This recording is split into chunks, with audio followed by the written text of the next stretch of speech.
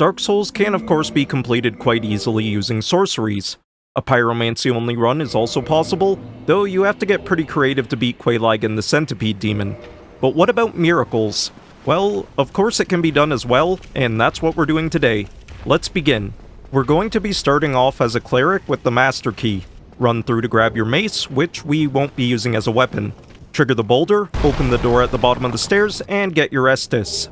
Now we need to escape the Asylum. The only miracle we have access to is heal, and if it wasn't obvious, heal doesn't deal damage. So we're going to do something I've shown off in multiple other videos, and get the first hollow to follow us back to the ladder, where we'll make him fall down. Quickly run past where he was to grab your talisman and the attention of the next two hollows, then give them the same treatment. The first hollow will be stuck on the ladder, trapping the other two. The next obstacle we need to deal with is the bow hollow, whom we can just shove around the corner of the room next to him so he can't hit us.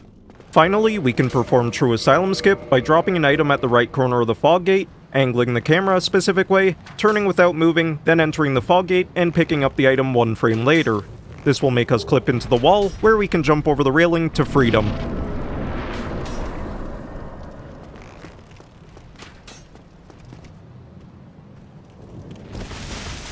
Once we arrive at Firelink, we're going to get the only offensive miracle available to us, Gravelord's Sword Dance.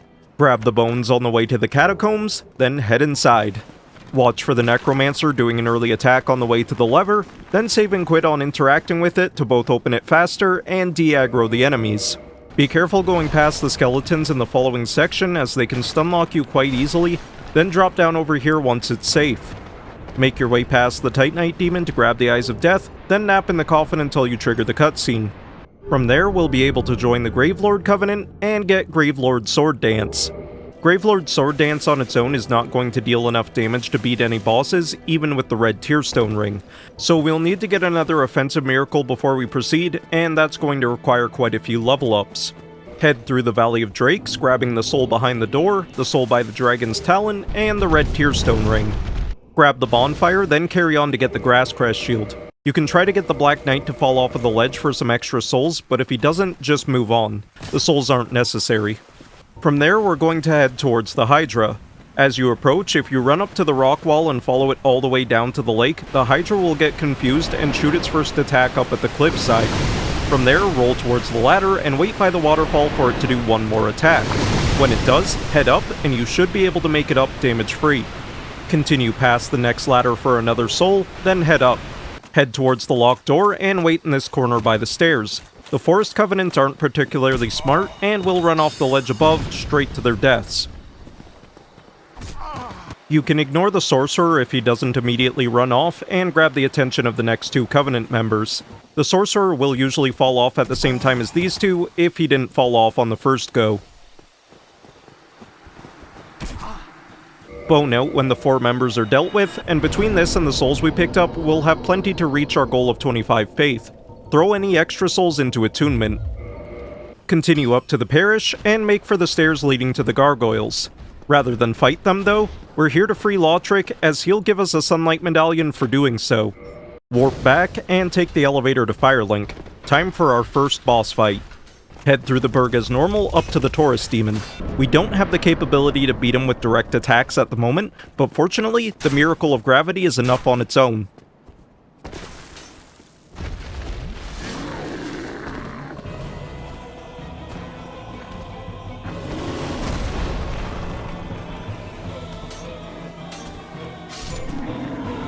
Carry on from there past the Drake to the Sunlight Altar. We can now get our second miracle, Lightning Spear, and with it, the ability to progress. Our next goal is to get the Crown of Dusk, so return to the parish. Attune the offensive spells there, and along the way, we're going to meme roll down here to skip the living trees and get the Wolf Ring. The path up to it is right across from where you end up landing. Continue on to the Hydra, and save and quit near the ladder to lose aggro from the Regiices. As long as you stand at the very edge of the deep water, Lightning Spear has enough range to hit the Hydra's body. You'll likely end up taking out some of its heads as you're fighting it as well.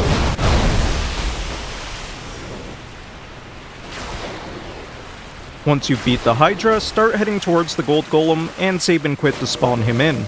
If you didn't miss any attacks, you should have 2 spears left. Equip the Dusk Crown Ring to make it 3, which is just enough to take out the golem and free Dusk. After speaking to her, dodge the enemies and summon her in, then return to where she was to get her crown. Bone back to the parish, invest your souls towards 30 faith if you've already got 16 attunement, then make for the gargoyles. The gargoyles are easy enough with Lightning Spear, you will need to be careful of the slow casting speed when attacking, however.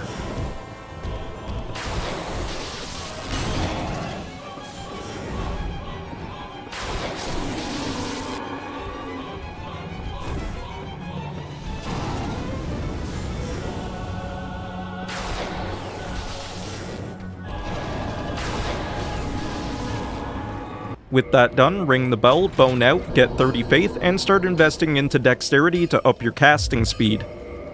Capra is our next target, so we'll want to return to Firelink. We're going to take a shortcut to him by getting on top of this ladder, plunging onto this roof, and doing a delayed roll to land safely. You can enter his arena from out of bounds to skip his AI trigger and cheese him, but I opted to not do that in this run. The Wolf Ring will help us get up the stairs without being stunned, and Gravelord Sword Dance finally has a use to take out the dogs. From there, Lightning Spear deals with Capra easily.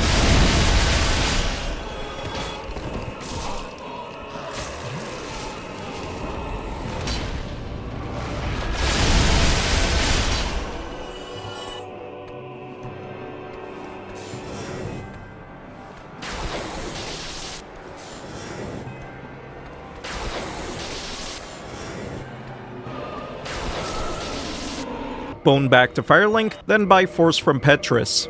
Don't forget to speak to Lothric to get the Sunlight Medallion like me, then use Force to send him away. Return to the overpowered ladder, and we can roll out of bounds on the far side. From there, you'll want to continue forward to the female undead merchant and buy at least one purple moss clump. If you're confident you can beat Quelaag on the first try, one is all you'll need. Continue down from there, and follow this path to get back in bounds in the depths. When you get here, heal up and equip the Dusk Crown Ring. This will set us up for the Red Tearstone Ring shortly.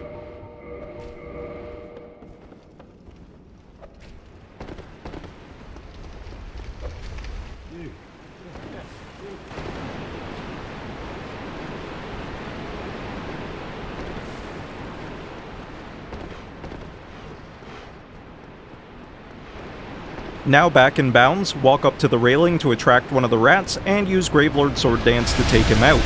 Now for the hard part. Walk up to the railing, backstep twice, and jump as soon as possible. If you go over the railing and save and quit before you touch the ground, you'll load back in on top of it. This is pretty tricky to do, and if you don't save and quit in time, you'll attract the attention of the other rats and the Channeler. If done correctly, you can jump directly into the Gaping Dragon's arena, and when you equip the Red Tearstone Ring, it should be active. The fight itself is mostly just press Lightning Spear to win, but you'll want to stick to the left side of the arena to be safe from the Channeler.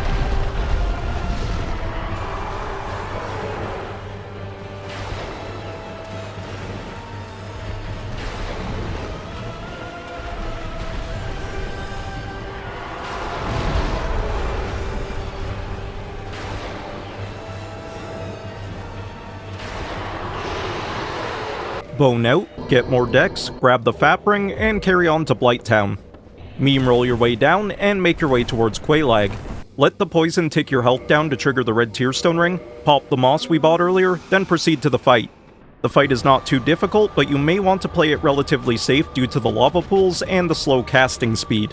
If you take your time and only attack during the easy openings, there's very little risk.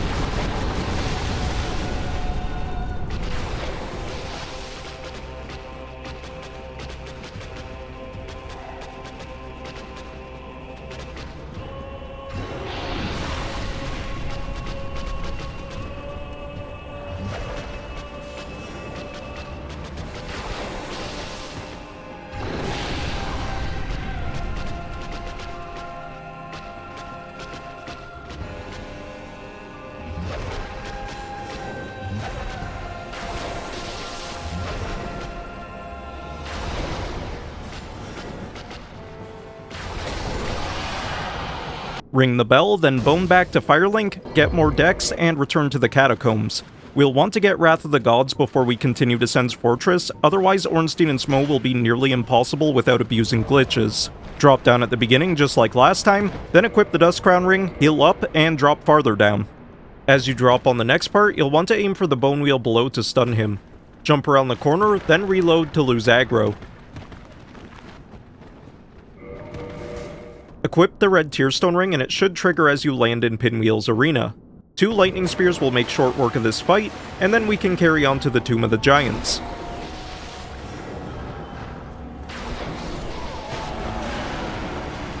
Carry on downwards and let Patches kick you into the pit. Grab the lantern, then take out Rhea's friends. Speak to her, and we can now bone back to Firelink.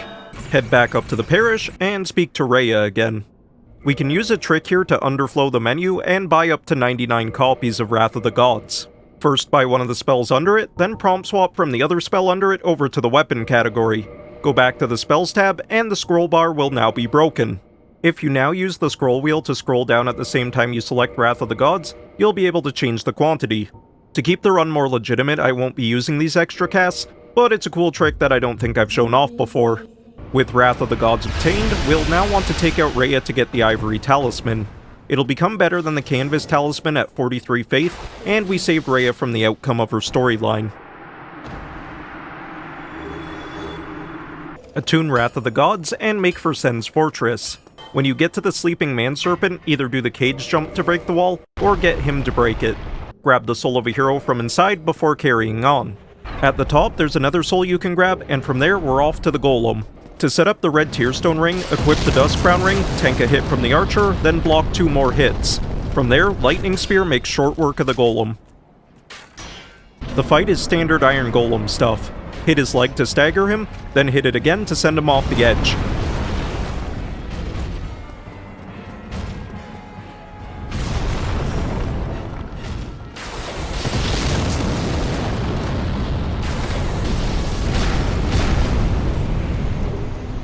Get more decks, then head through Anor Londo up to the rotating staircase. Send it all the way down so we can grab the bonfire to have as a warp for later, and grab the Ring of the Sun's Firstborn for the miracle damage boost. Carry on through the rest of Anor Londo past the Silver Knight archers. Once inside, take out the knight in the room across from the bonfire and grab the Sunlight medallions. Equip your armor and let the Silver Knight near the stairs smack you with a running attack. When you drop off of the stairs to go to the boss room, you'll trigger the red Tearstone Ring. For the boss fight itself, we can take out Ornstein in 2 shots with Wrath of the Gods, and Smough is easy enough from there.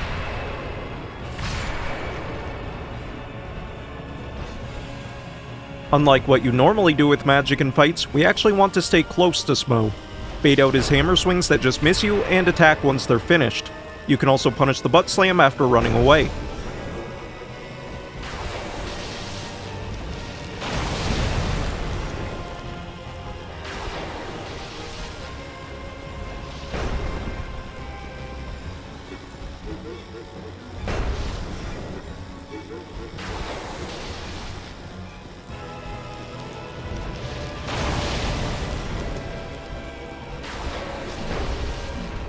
Get the Lord Vessel, get more decks, and return to Firelink.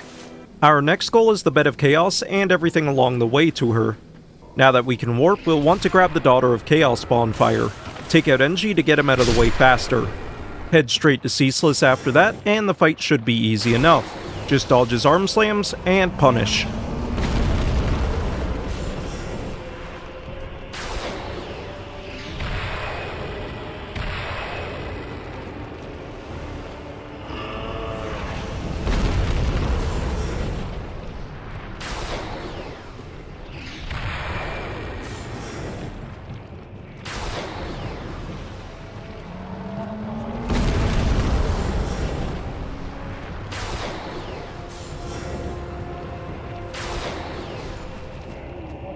At this point, I popped all of the souls I had forgotten to earlier, except for Quelaag and the Iron Golems, as we'll be saving them for later.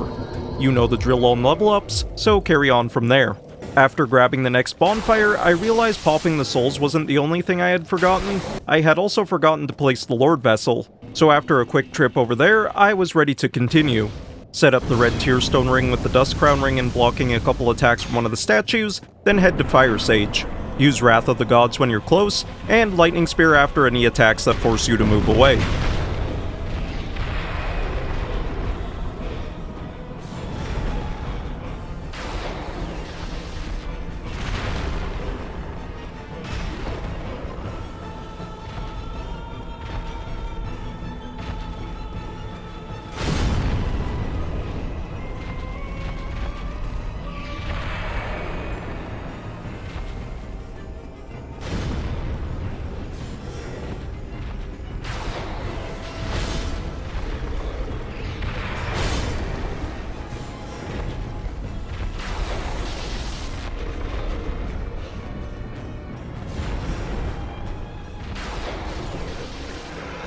With Fire Sage defeated, we now have an easy way to farm the Chaos Bugs for Sunlight Medals. So you can either farm them until you get 10, or you can just use the good old prompt swap dupe at Andre to save some time. In any case, carry on to the Centipede Demon. You'll want to drop off of the branch around here for some minor fall damage. Then, as you're rolling across the lava, the tick should push you into red Tearstone ring range, if you don't mess it up. After doing it properly, wait for the demon to waddle over, dodge away from his attacks, and he'll go down fast.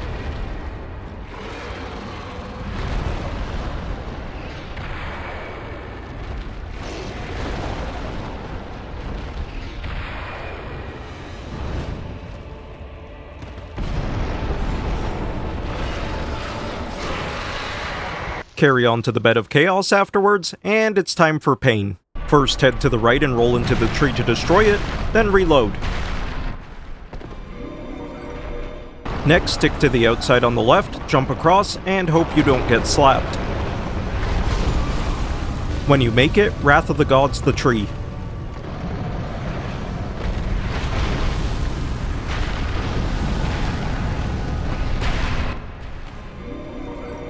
After another reload, dodge the flippers, head across, and finish the fight.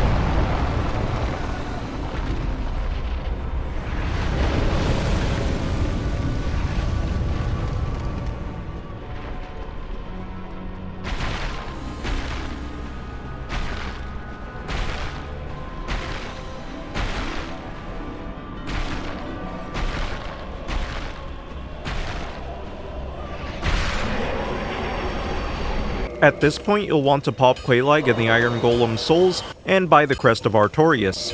If you chose not to farm the Sunlight Medals, you'll also want to dupe them now. Return to the Sunlight Altar, offer the medals, and get Great Lightning Spear. Next up is Seath. You'll want to equip the Fap Ring upon arriving in Anor Londo, as we'll need it shortly. Head into the Duke's Archives, and take out the Golem to get the pendant. Carry on to the elevator, send it up, and reload.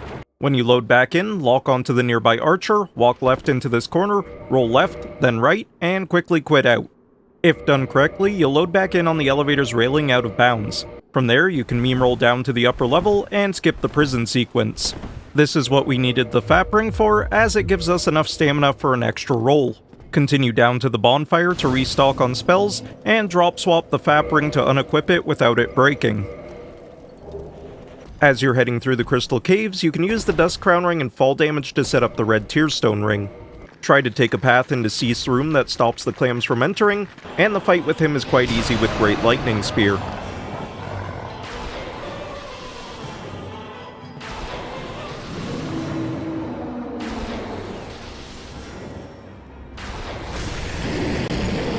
Next up, return to the Asylum, wrong warp back to the starting cell, take out the Knight, and grab the doll. From there, it's finally time to take on the Asylum Demon.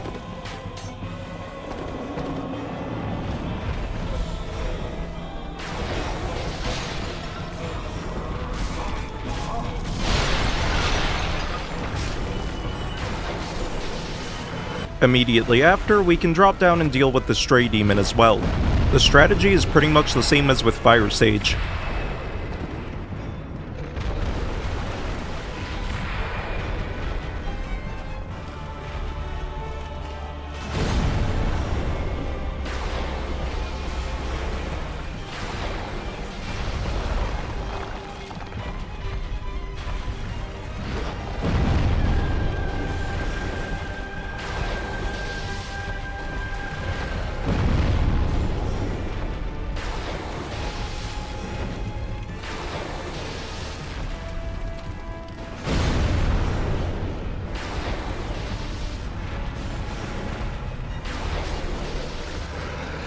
Next up after that, we can return to the Dark Moon Tomb, jump into the statue, and save and quit to get to Gwyndolin.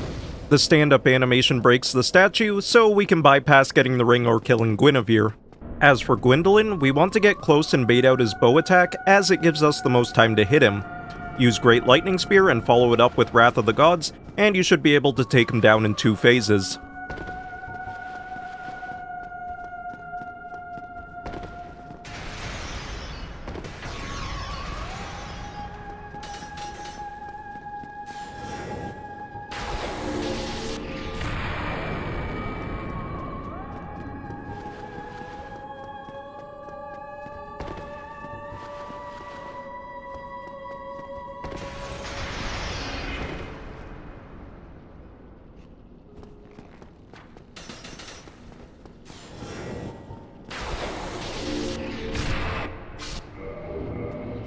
At this point I hit the spellcasting cap of 45 on Dex, so it's time to go back to investing in Faith.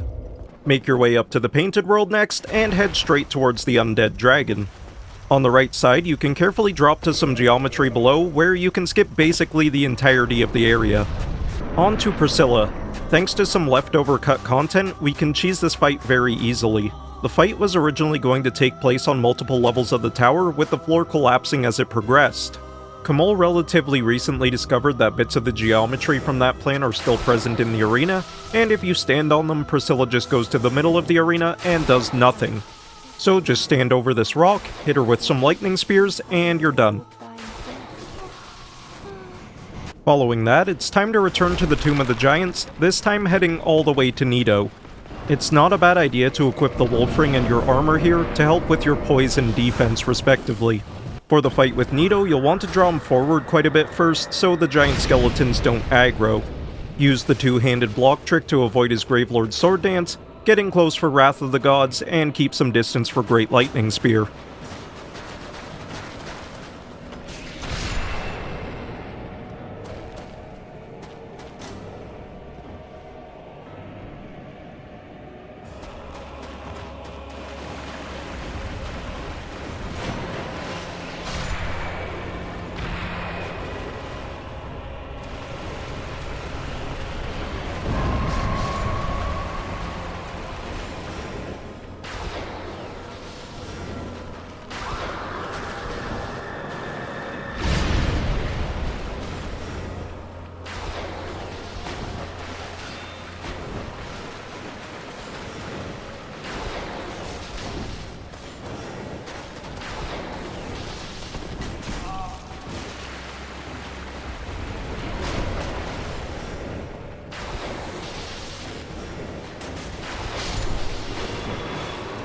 Return to the Undead Parish, and it's time to clean up Darkroot.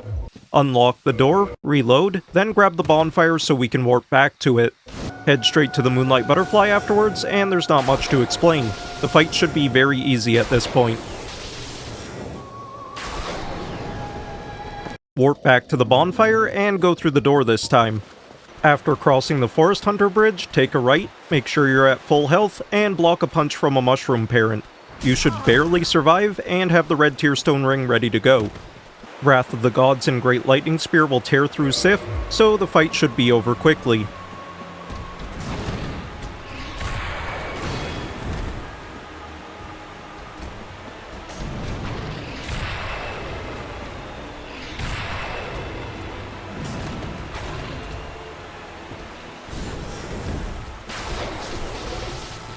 Rather than warp out, follow the path back to the ladder to Darkroot Basin, and head into the DLC. The Sanctuary Guardian is one of the more volatile fights on this run due to his lightning resistance, and no good way to set up the red Tearstone Ring beforehand. Great Lightning Spear will be our main spell here, as many of his attacks move him far away. You will still want to use Wrath of the Gods whenever he's close enough to do so. With patience, the fight is not too difficult, and is still over fast enough.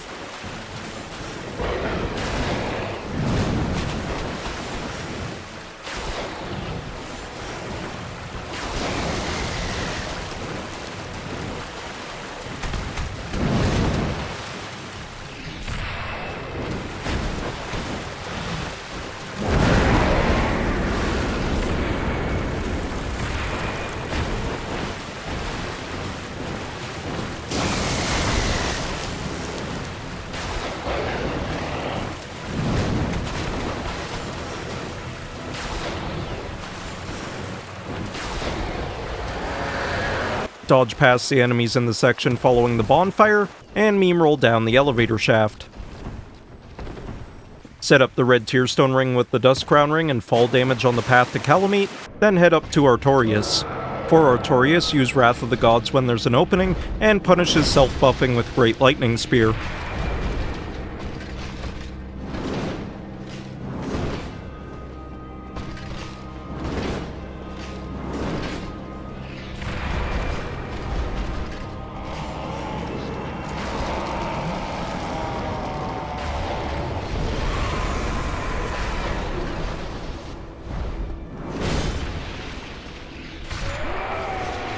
Next up is Calamite. Use Wrath of the Gods to take out the dogs if they're being annoying, then equip the Dust Crown Ring and drop down here. At the bottom, run directly across to the plants on the side of the rock wall. Stand right here in this glitch spot I found, and Calamite's attacks can't hit you. Not only can Calamite's attacks not hit you here, but it also seems like he doesn't consider you to be in his arena at all. He'll never fly in for an attack as long as you stand here, and we can use that to manipulate him for an easy Goffless setup. When you can no longer see him, count to 10. If he does the slow pattern where he flies across the ravine again, restart the count when he leaves. After counting to 10, run back to the reddish plant behind and count to 2. From there, immediately run forward to this flat green plant, and you'll be able to hit him safely when he flies in.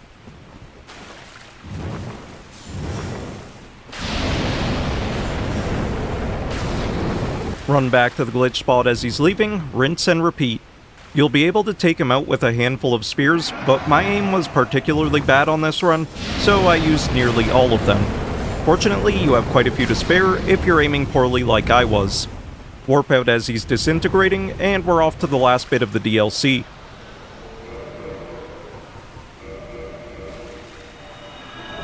At this point I hit 43 Faith, where the Ivory Talisman officially becomes our new best weapon.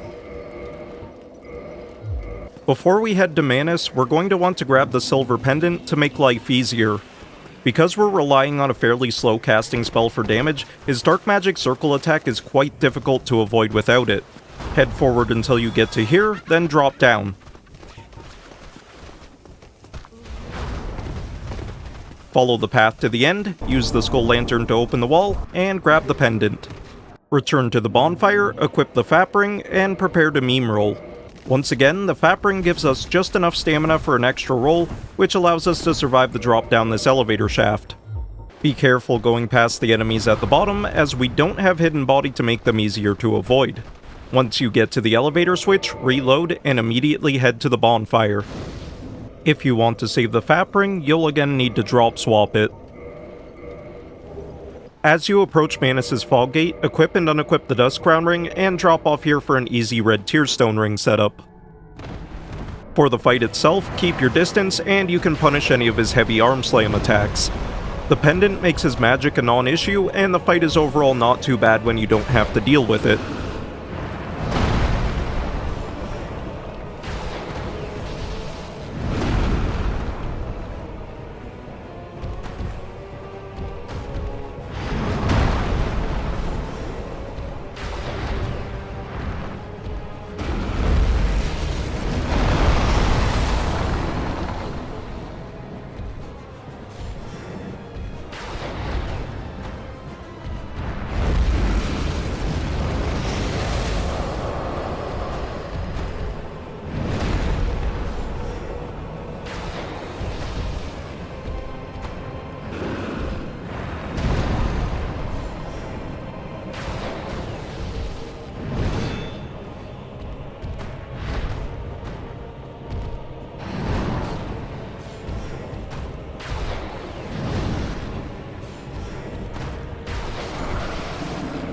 The DLC completed, it's now time to finish the game. Head down to New Londo Ruins, stand next to the remains of these buildings, backstep, and quit out.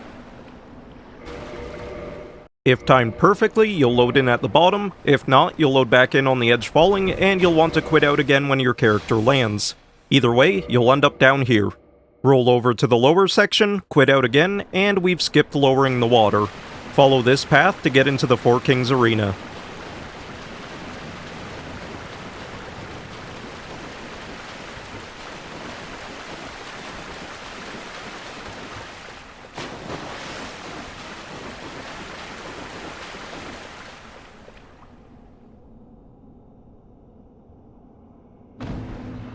The kings themselves are not overly difficult. Take them out with Lightning Spear, then hit them with Wrath of the Gods as they're dying.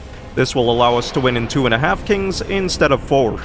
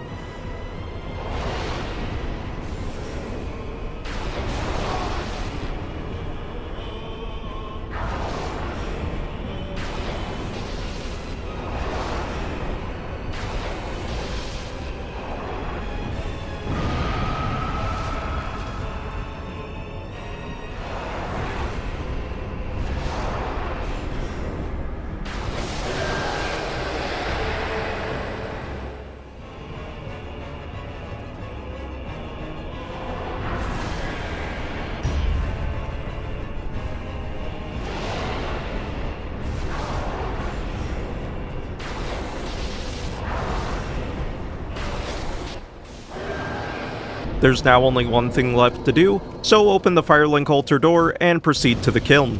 Let the first Black Knight hit you with a running attack and you'll be set for the red Tearstone ring. For Gwyn, as normal, parry and punish. The fight will be short and the game will be complete.